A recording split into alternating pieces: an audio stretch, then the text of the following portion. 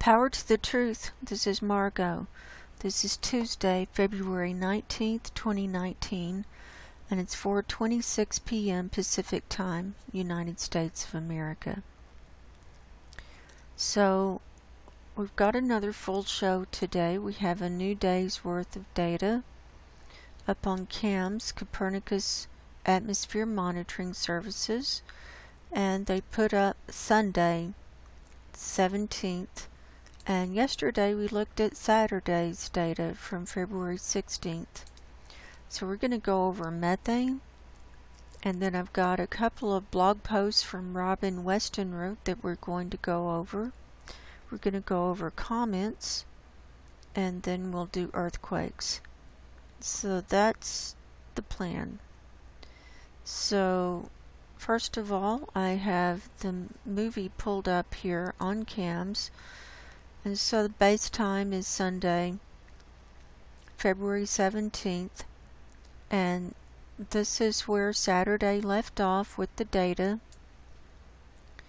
where we had seen a release coming all the way across the Arctic from the Chukchi Sea all the way across to Greenland and releasing down into Greenland and spreading across, and still releasing some here on the eastern side of Novaya Zemlya, and then another release building here in Russia, and this release coming out of the North Sea and coming up over these Denmark and Germany and these areas here and Norway. So let's run the movie, and it's a little jerky the first time through. So the first day is the actual data, and then it moves into the forecast period that's based on the data that they've already collected and put it into the computer model.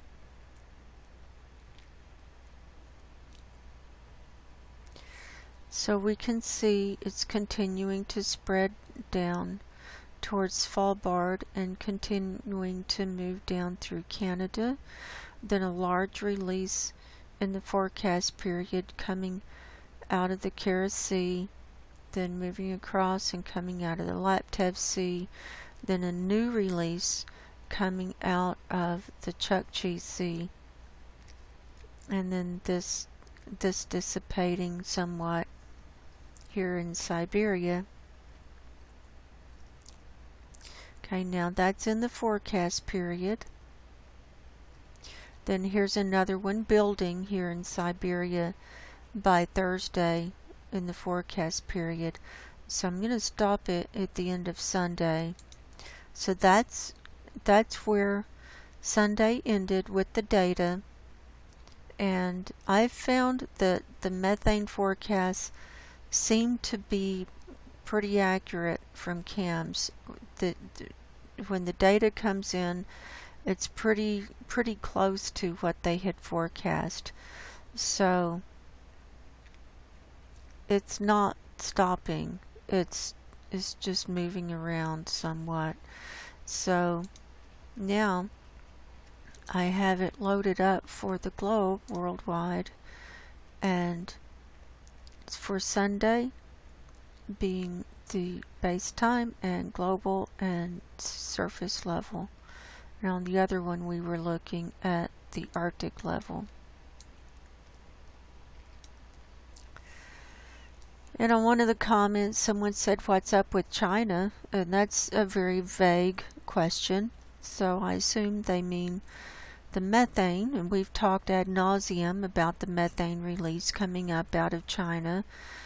And if anyone follows my work at all, they know what's going on with China, that they're the highest populated country in the world. They're the highest polluters in the world, and it's coming from industrial civilization. And that's what's up with China, and that's what's up with India. And it comes, methane comes from lots of sources. You can look back through my other videos, and I talk about this in about every other video. so people can do their own research. I'm not going to keep explaining it over and over again. People need to be proactive and doing their own research. People are too lazy and used to just clicking a button and getting all the information spoon-fed to them. And what happens when you do this too much, you lose the ability to put different ideas together, and you lose the ability of critical thinking and discernment and observations.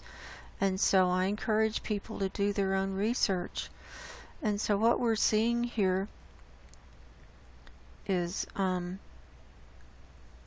this large release up here in Siberia, and then another one building, and here's this new one coming into the forecast period out of the Laptev Sea there. And then see, it's releasing through Canada. And so there you have it. Wherever you've got a little bit of warmth, or it's warmer than normal and it's wet, or you've got industrial civilization, you're going to have methane. Or you got microbes or decomposing stuff, you've got rice paddies, you've got cows, you've got oil rigs, you've got cars, you've got methane. And that's the bottom line. So there's that. So I'm going to put that in the background.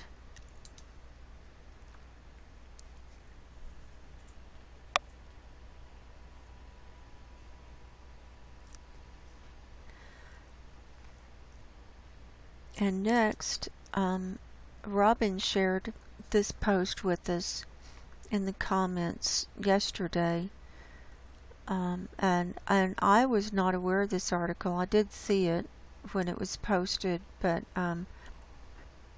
this is from, well, he posted this, he's on New Zealand time, so he's a day ahead, so he did post this yesterday, but it shows up on as Tuesday, February 19th. And it's ICE 911, yet another geoengineering experiment we've not heard of. Heard of ICE 911? Neither had I. And this is an article. Here's their website, ice911.org. And ICE 911 is a Silicon Valley moonshot aiming to mitigate climate change by releasing ice in the Arctic. Restoring ice in the Arctic. Arctic geoengineering experiment is dangerous, lacks community consent. Inupiaq organizer.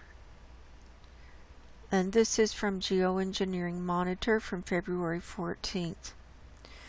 An Arctic indigenous organizer says that when it comes to the geoengineering project ICE 911, local community members have little to no knowledge of the experiments taking place on their lands. Community members say they've not been consented, have had concerns about the experiment's impacts on a local ecology already reeling from the impacts of multiple extraction projects on delicate ecosystems. Well, this is what these governments do, and, U.S., Russia, all of them, they don't consult with anybody. They just go out and just start spraying or putting Roundup on everything, and they just do it. They don't tell anyone, and they don't ask anyone's permission. And this is Satan's world, and I just have to keep reiterating it. And if anybody thinks that they're going to be fixing this, they're totally wrong. So, and it doesn't matter, how many people get up in arms. They're gonna put the silicone bubbles all over the Arctic, and it's just going to be worse than ever. Then we'll be poisoning everything. It will just go down faster. I get so angry when I see crap like this.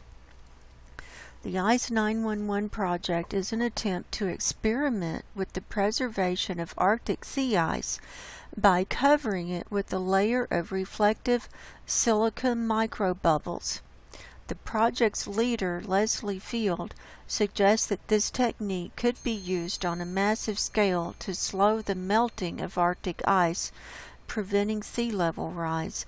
At that scale, the project would be spreading tons of glass bubbles in the Arctic Ocean and could change global weather patterns in unpredictable ways. For more information, read our briefing on ICE 9/11. And it goes on. I can't bear to read this because I know I'm gonna go off, and I really don't want to get so upset. But, this silica is glass, and when that gets into the ecosystem, it'll kill everything. Plus, we'll be breathing it. So you want glass in your lungs, you want to die an early death, just do it. So this is another way we're going to die. So I'm sorry I'm ranting, I can't help it. But thank you for sharing that with us, Robin. And they've already been doing it up there and saying they're having success and all this stuff. And the poor Indians are saying, these are sacred sites and these are places that we've traveled and our ancestors have traveled through time immemorial, and it's not fair to the people that live there, and that it disrupts that sacred relationship. Roger that. It sure as hell does. But, the powers that be don't care that it's sacred sites. Satan doesn't care about a sacred site. Satan wants to destroy all the sacred sites. Satan wants to destroy everything as fast as possible. So there you go. So I'll leave links below if people want to read all of this stuff and go to their website and see what's going on. So I do appreciate knowing about this, but it's just too little too late, and it's just one more thing that they're going to do to try and fix things, and they're just going to screw it up even worse.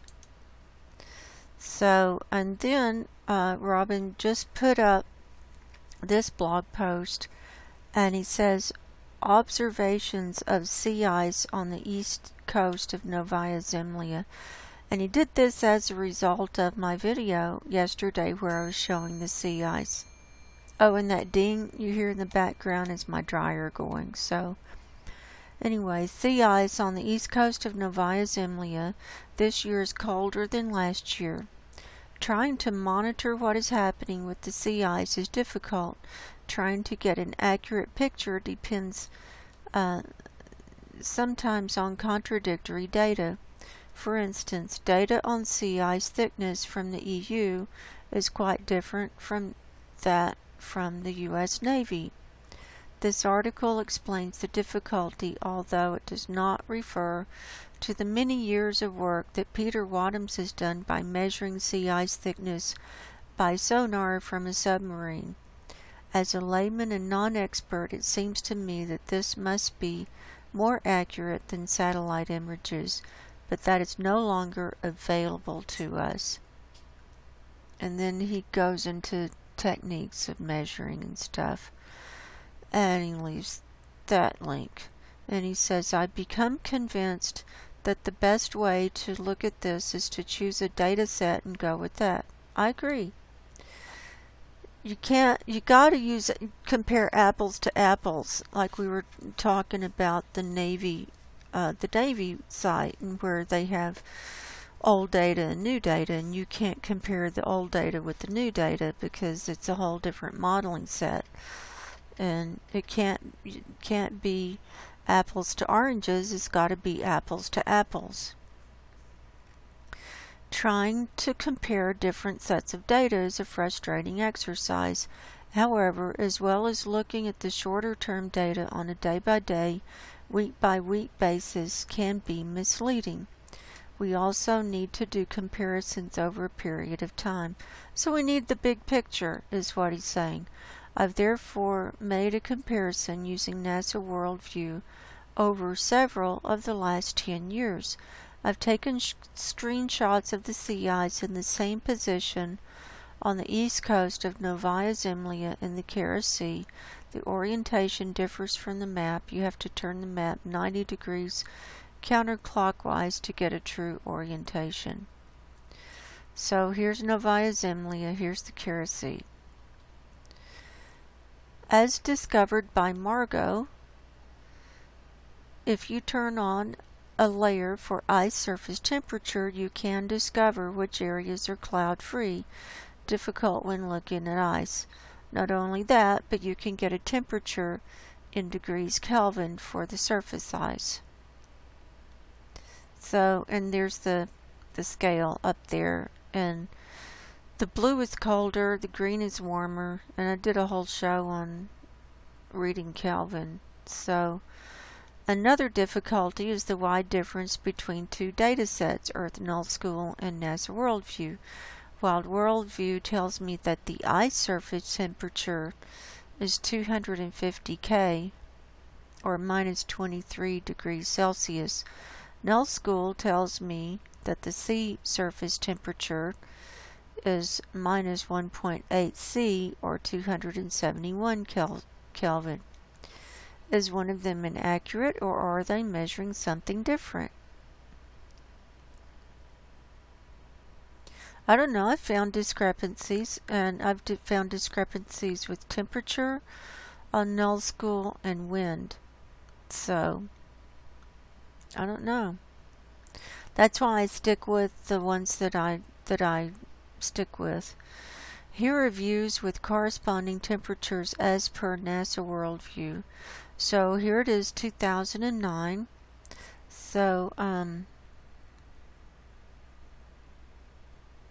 here's Novaya Zemlya, and we can see ice all the way up to the coast there.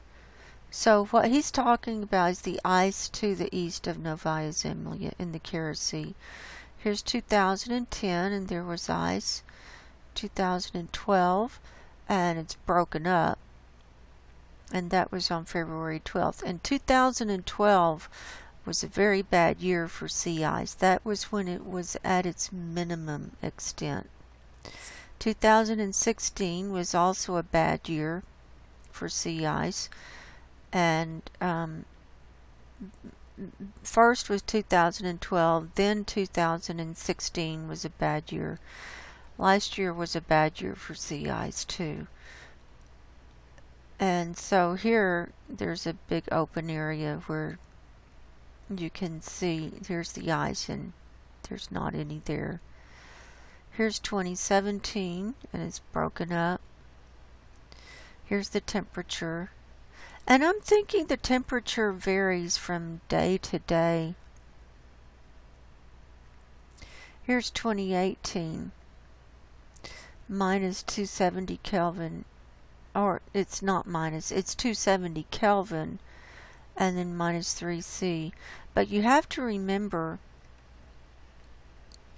that it's got to be above freezing for this to freeze, because you've got warm air coming up from, warm water coming up from underneath.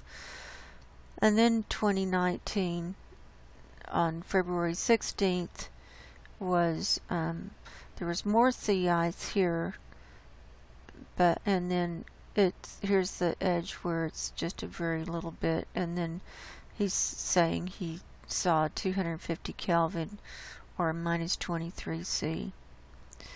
And he says, if I was to make some quick observations, it would be the following. Prior to 2012, this part of the Kara Sea was fully frozen. And I've seen that too. If you go back to sea ice before 2012, you'll see it frozen all around there. Since 2012, it has been largely ice-free at this time of year. Correct. This year, although the ice is breaking up and is of poor quality, conditions are colder than they have been in previous years. And then despite all of this, it is abundantly clear that methane is coming to the surface. You can see it, and it has to come from somewhere. That's right. That's right. And then he's got a video that he did. So thank you for that, Robin. This is good. And he went to the trouble of doing all these screenshots from the previous years and stuff. And this is not easy work, and you have to go and find a day when there's not too many clouds and get just the right thing. It's time consuming. It's hard work, and it goes unappreciated a whole lot. So thank you, Robin, for this post. And by the way, on this scale, when you look at this, like this green color, when it goes more into the yellow, it's warmer. So, and I have found that you can have varying degrees of, like, you can have it like really warm, comparatively warm, next to really cold areas, and I don't understand why. And I mean, there are a lot of different factors. I assume that there's some tectonic activity and volcanic activity going on under there that we're not aware of, that could be heating from underneath. And of course, there is the radioactive element that we've talked about. So all of those come into play. And, I just observe. I don't, now it's to the point I'm not trying to figure out every little tiny detail. It doesn't matter. I'm just observing and showing you what I see, and you can make up your own mind. So thank you for that, Robin. So even with it colder, there's methane, and the sea ice is not very thick, and it didn't come back completely. Whatever's there that's what's there, and it wasn't better before now, and so it's what we got this year, at least up there by Novaya Zemlya. So thank you, Robin, for that. I appreciate it, and I will leave links below, and people can go and look at all of that themselves. So now we're going to go over comments. And Sensible Hair says, as ever, thank you, Margo. You're welcome. And this is from 2 days ago. Methane and earthquake report. Then Valhalla 56 says, most people, including myself, have considered the Earth's surface to be solid like a rock. But the reality that I've come to realize is that this planet is very dynamic. Correct. That our surface is hardly as solid as we think it is. Correct. More like a chocolate cake, and we live on the icing. The cake below is varying layers of rock, plasma, gases, water, oil, metal, all swishing around, including our oceans that slosh back and forth due to tidal forces. The atmosphere is very thin. I've heard described as no more than a layer of paint on a bowling ball.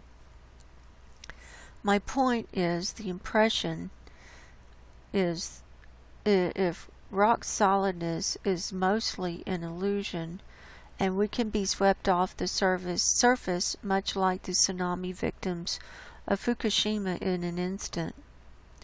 My personal belief is that life is a dream in between two other very different states of consciousness, the one before we were born and the one when we leave our mortal bodies, and it all will seem more like a dream than the dream you had last night. Thanks again, Margo, for what you do. I cannot keep up with your data output, but this channel is the only place I get updates in CO2 and CH4. Well, thank you, Valhalla. I enjoyed that comment, and that was very insightful. And the Earth is dynamic, and it's a living being, and it's a set of living systems that all have to work together, and they're all really out of balance, obviously, because things have happened, and now it's all messed up. And that's absolutely right. And I think that when we do leave, the dream will be our reality. It will be like that, like he's saying, and we'll just leave this behind. And if we're lucky, and if we're aware, some people won't be aware. Some people will be in shock. Some people are dead asleep. So, and one way to be aware is to spend some time in quiet reflection or meditation and start learning to be in that in-between state and being aware and without falling asleep. And that's where you can start being aware of the other realities. Gary Zod says, the people are waking up to truth. That's why you're getting more comments. God bless you, Margo. Much love. Well, I hope that's the case. Thank you, Gary Zod. I appreciate you, and God bless you too. And much love to you too. Colin Shaw says, what a terrible shock we would have to arrive home and see our house destroyed. It's sad how our larger home goes unnoticed by the many. Absolutely. And that's what Satan has done. He's gotten everyone interested in 3D material BS that means nothing. Fake, false reality that means nothing. People are selling out to it. And then here's Robin's blog post on the ICE 9/11. Thank you, Robin. And then, in my video last night, I accidentally said Svalbard a couple of times when I was looking at Novaya Zemlya. So instead of redoing the video, I just put the comment saying that I was so tired, had a brain fart. So Victor Cohenberg says, don't worry, Margo. Everyone who is listening appreciate the effort you're making in creating these reports. Thank you, Victor. Take care. By the way, this week is the hottest February ever recorded in the Netherlands. Wow. People flocking towards the city centers, sitting outside at the cafes, drinking and enjoying themselves. Sometimes I feel like that scene in the Titanic movie where people are dancing in the ballroom, where below the hole gets bigger and bigger and the ocean is rapidly flooding the basement of the ship. Yeah, I agree. And, I just, for the longest time, I do pretty good at compartmentalizing, when I go out, and I don't say anything to draw attention to myself, except unless I know the person and feel like it's okay. But it's such a schizophrenic existence. It's just really, it blows my mind. So thank you, Victor, for that comment, and thanks for being here. And then Nostradamus, aka Dave from England, says, I'll let you off this time, Margo. I didn't notice anyway. That's a very good analogy, Victor. So, thank you, Nostradamus. And then Sensible Hair says, tired is allowed. Have a break day. It can get to the best of us. I will. And, I'll take a break. When I feel like it's just too much, I will take a break. But for right now, I feel it's important to just keep up with what's happening on a day-by-day basis as much as I can. So thank you, Sensible Hair. And then Jochen Spalding says, those are shadows of the mountains there at Amory. And that he's referring to the Antarctic, where that last thing we looked at in the Antarctic was that Amory ice shelf, and it was where the mountains, the snow had melted off the mountains, snow and ice, and there was dark stuff, and I didn't know what it was, so he says that's shadows. So thank you for that, Jochen. And then he says, by the way, you should come to this Arctic Sea Ice Forum once in a while. And so if people want to go there, they can certainly do that. So thank you for that link. It looks very informative for people who want to go and be in the forum setting. So thank you, Jochen. And then Future A to B says, thanks, Margo, for your good explanation regarding my last question. I think it was about microbes.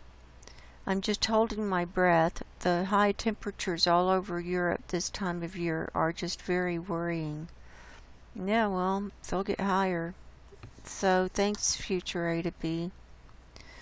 And then Dave Gibbs was the one that says, what's up with China? And I already explained. So go look at some other one of my videos, Dave Gibbs, and do some research, and you'll find out what's up with China. And then Seymour Rocks 97, Robin Westenra says, thank you so much for this, Margo. I briefly looked at the same place on the east coast of Novaya Zemlya over several years and reported here. And that's the blog post we just went over. Thank you, Robin, and thanks for all of your research and the collaboration that we do, and for hanging in there too. So, and thanks for being here. So now let's move on over to earthquakes.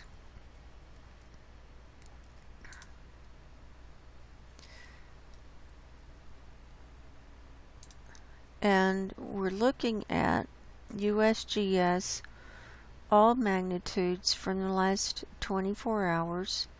And we've got 184 showing on the map today worldwide. See a brand new one right there, a 5.6. That looks like the biggest one so far in the last 24 hours. So when we go to 2.5 magnitude and higher, worldwide, we're seeing 38 around the planet. So I'm going to start with Dominican Republic. That one has had a lot of activity and a lot of earthquakes, quite a few over the 3 magnitude. They've got 14 here, and they're clustering up here in the British Virgin Islands. So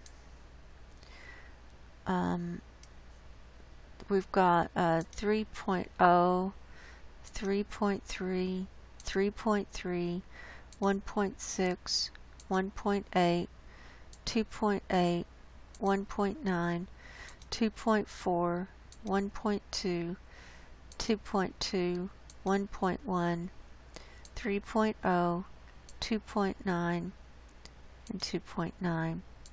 So these 3s are happening up here in the British Virgin Islands. So this is an active area, and it's on the edge. This is the Caribbean plate, and this is the North American plate. So there is an edge there where 2 plates come together that are showing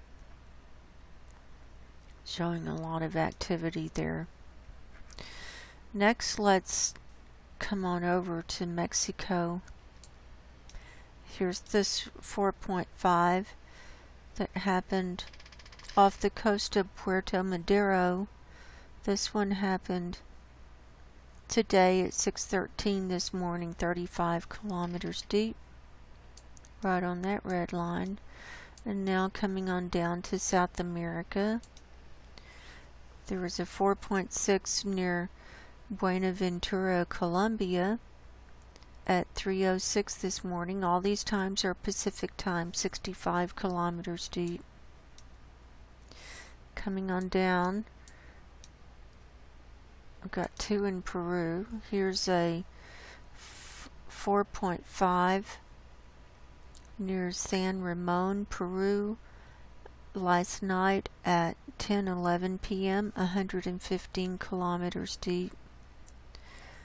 4.9 near Rio Grande, Peru, at 12:32 this morning, 52 kilometers deep.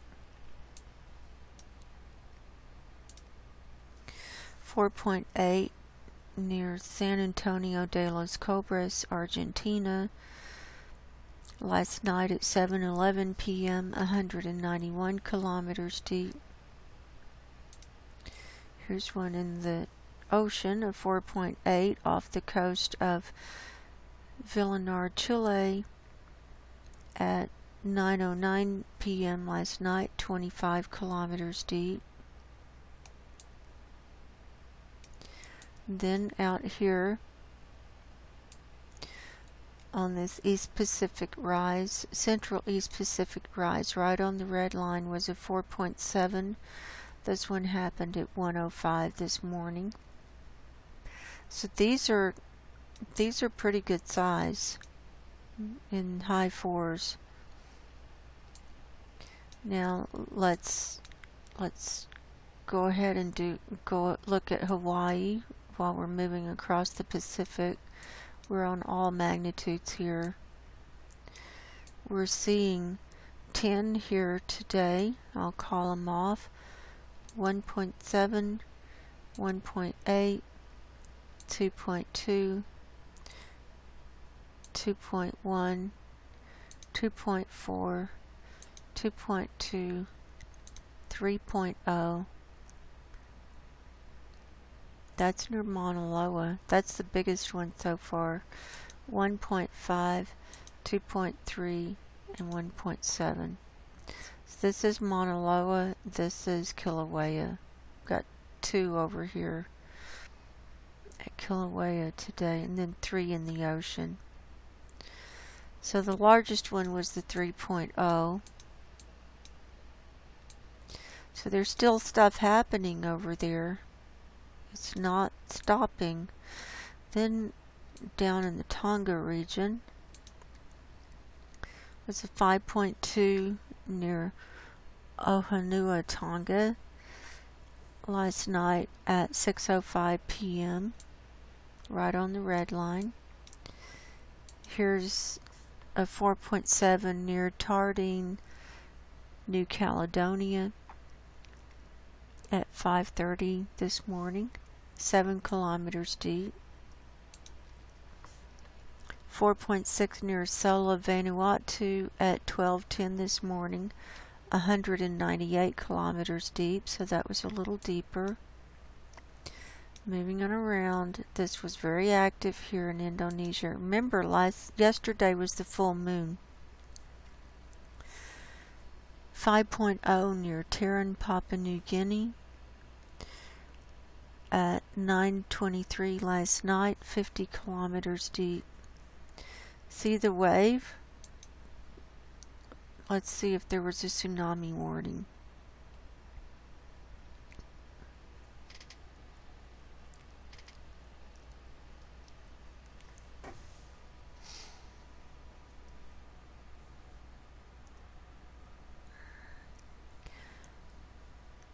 It's not even listed.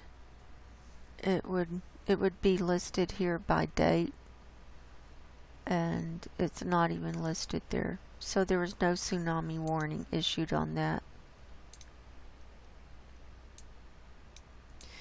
Here's another one north of Papua New Guinea, a 4.6 near Loengal at 3:06 this morning.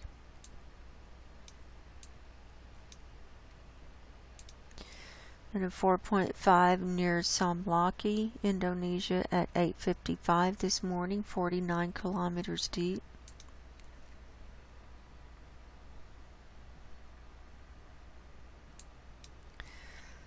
Next is the 4.7 near Sapurua, Indonesia at 3:24 this morning, 246 kilometers deep, so that's a little deeper, and we've seen that the deeper ones cause the tectonic plates to move around the planet.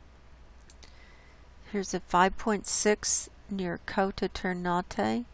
This is a very active region. This one just came in at 4:10 p.m. 36 kilometers deep. Then a 4.9 near Tobelo, Indonesia at 4:56 this morning. Then over here off the coast of Sumatra was a 5.1 near Kurapan at 10:46 this morning, right on that red line.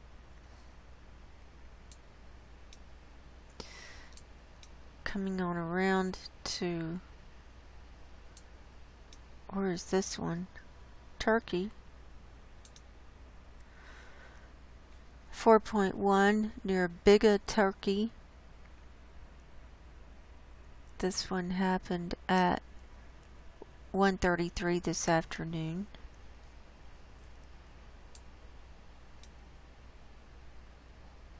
Right there on the coast of the Mediterranean Sea, looks like.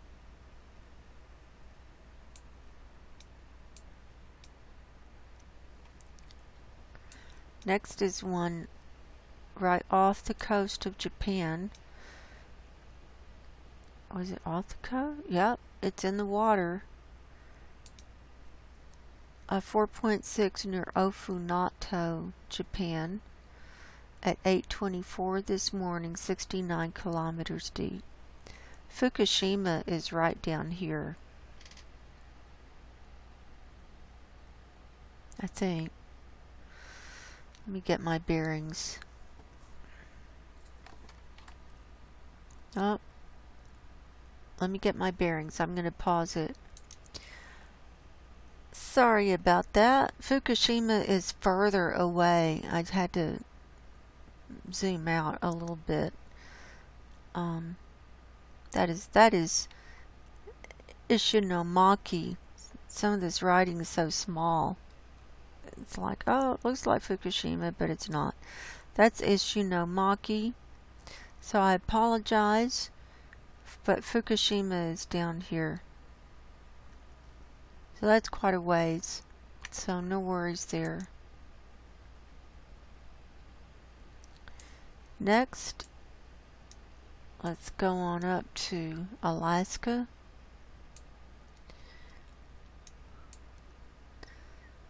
We've got 39 on the map today for Alaska. That's low. They usually average between 50 and 100 a day. Let's get the ones that are over 2.5 magnitude. Here's a 2.5 near Unalakleet, Alaska. Here's a 3.3 near Fishhook. That looks to be the largest one. This one happened last night at 10:59 p.m. 3.9 kilometers deep. 2.7 near Big Lake, that's in the Anchorage area. And a 3.5 near Middleton Island. That one happened last night at 7:26 p.m. 0.2 kilometers deep. So that one was almost at the surface.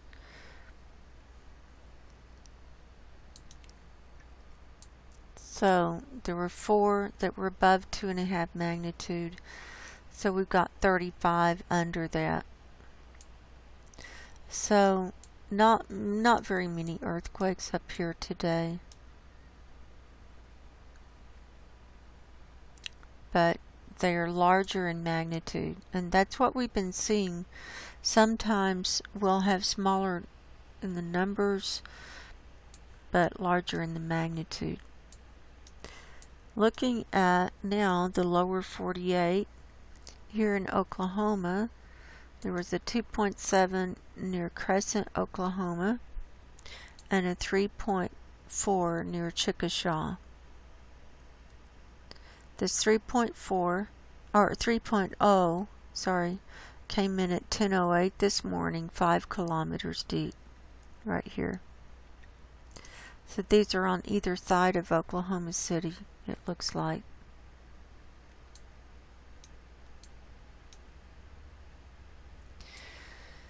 Now coming on up to Utah, remember we saw quite a bit of activity over here near Salt Lake and in Farron. Here's a 1.7 near Carbon City. That's a minus 3.4 kilometers depth, meaning that the earthquake was up in the mountain.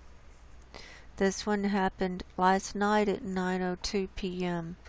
So that could be an old dormant volcano, and the magma is moving up and causing the earthquake up in the mountain. Then remember we saw a whole swarm down here at Bluffdale a couple of days ago. Well, they're back, and we've got 10 here today. This is south of Salt Lake City. I'll call them off: 0.7, 0.7, 0.7, 0.6, 1.2, 1.6, 1.3, 0.8, 1.6, and 0.9. So they're small, but they're still, the cluster's back. So showing movement. Now coming on up into the Yellowstone area, we've got activity today. Down here, a 1.6 near Jackson, Wyoming happened at 8:16 this morning, 7 kilometers deep.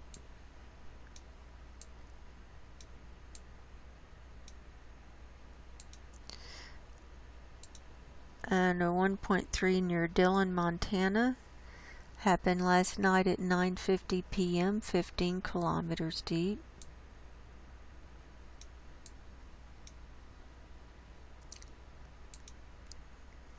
.4 near Lincoln, Montana at 8:02 this morning, 13 kilometers deep. And another 1.2 near Lincoln, Montana at 7:49 this morning, 13 kilometers deep. So those were just like 13 minutes apart. Those two, that pair. Then coming up into Washington, the Pacific Northwest.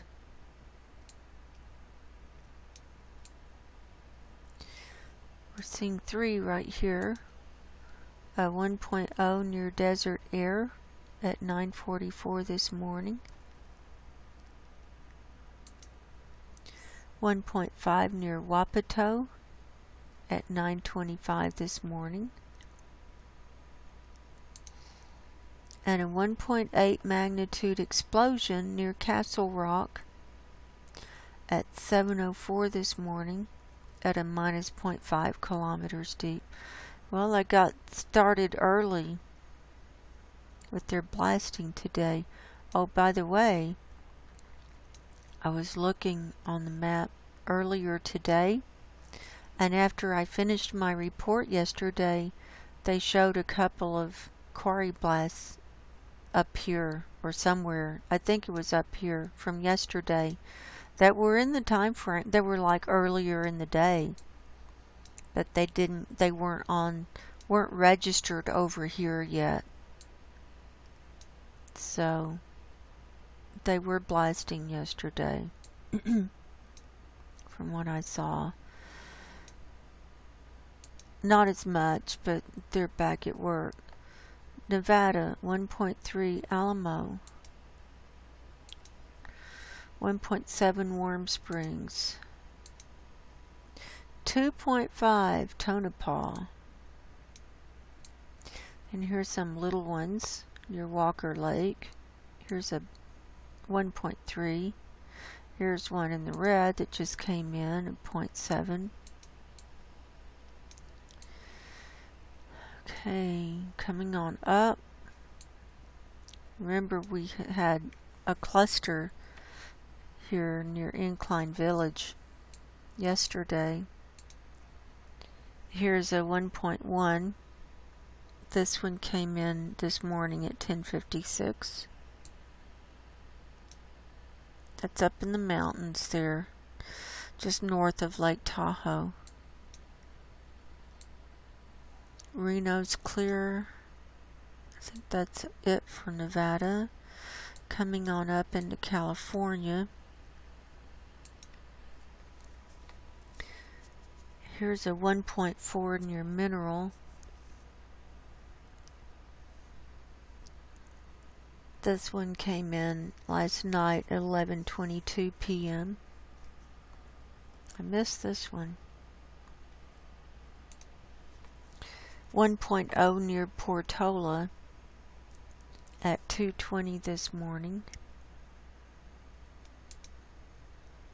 Mineral had two. There was a little one that was hiding, a 0.2. So another pair there.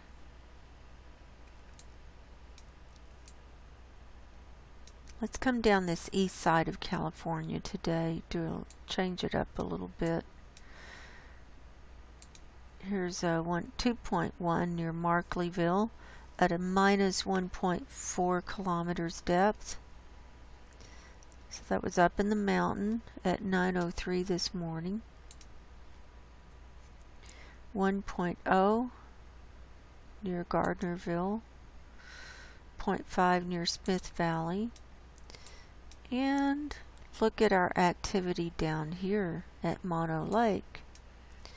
We've got 4 here today, and 2 are in the lake. We've got a 1.2, 1.1, 1.5, and 1.5. So that's picking back up. Now here in the Mammoth Lakes area, we've got 3 on the map, a 0.9 right here, and a 1.3 and a 0.7. There's those.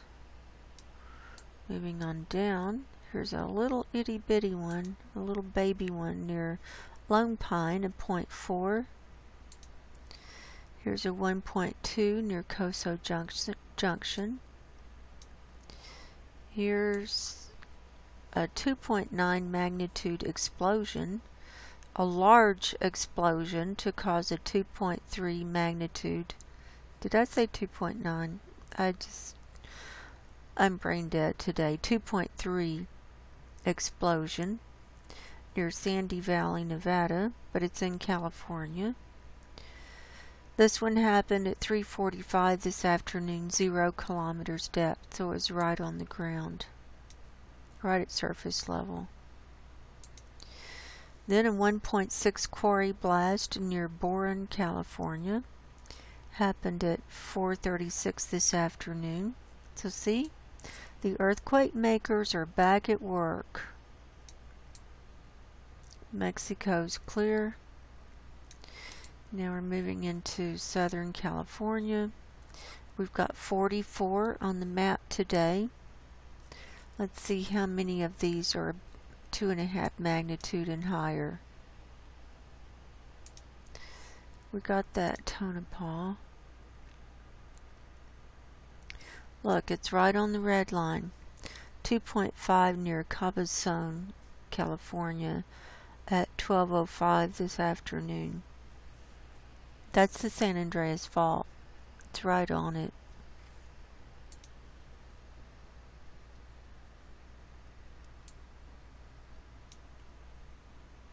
The other, here's another 2.5 at Morgan Hill, south of San Francisco. So here was that 2.5 at Cabazon.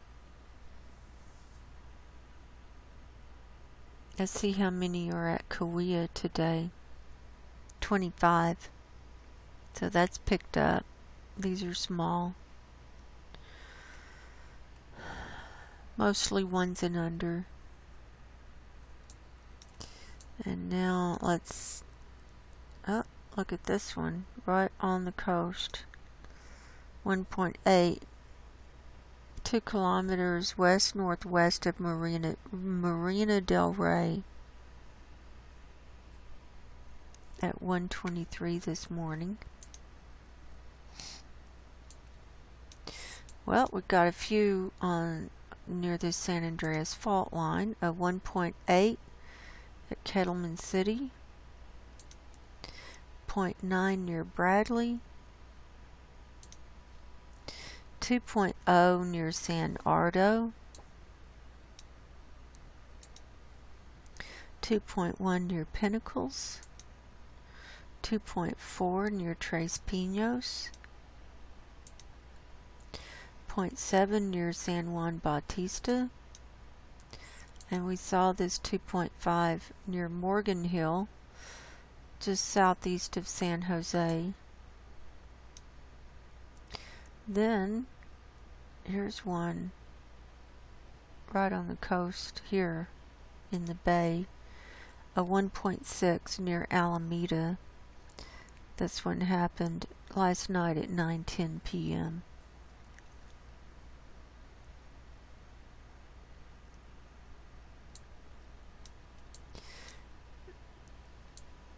And we only have 2 at the geysers, a 1.7 and a 2.6. So that one's higher than we normally see there.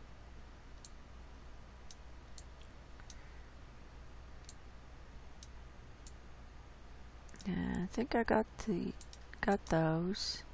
Mineral. I think that's a wrap, folks.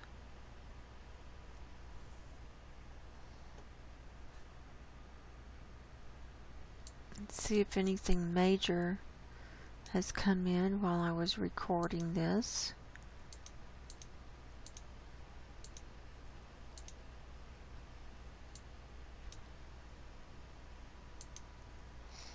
We saw this 5.6 near Indonesia, Ternate.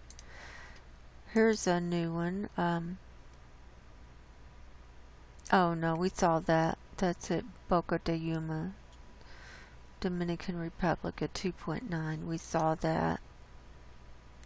We saw Morgan Hill. We saw Big Turkey, Geysers, Cabazon, Tonopah, Big Lake. Yep, I think that's a wrap. So we're going to end it for today. Hope everybody has a good evening and that they're safe and that you're reflecting on what it means to be in the end times and how you're going to prepare for what's coming. And you really need to prepare spiritually, if nothing else, and get right with God and Jesus before it's too late. So, I love you all very much, and until next time, God bless you, go in peace, and good night.